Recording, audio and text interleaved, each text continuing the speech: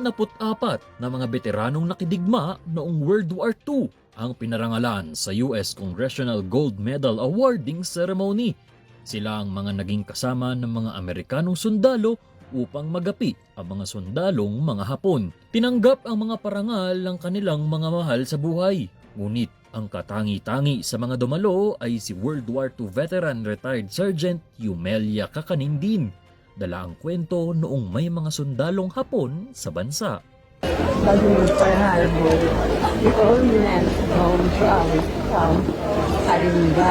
Hinimok naman ni Mayor Benjamin Magalong ang publiko na pangalagaan ang mga ipinaglaban ng mga veterano at isabuhay ang pagiging makabayan, katapatan at pagkamasigasig. This be an example of the high ideals we strive to uphold and a reminder of the values we hold dear: service, integrity, patriotism, endurance, and perseverance.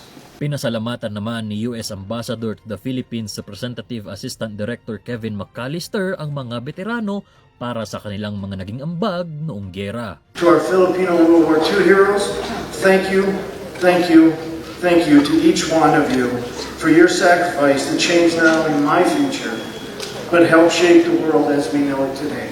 This medal represents more than just a piece of metal. It is heartfelt tribute. It is a heartfelt tribute to the countless lives given in the fight for freedom and democracy.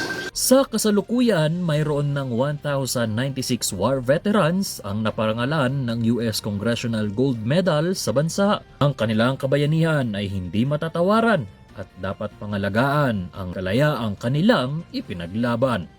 Nico Gatchalian para sa PIO Baguio Balita.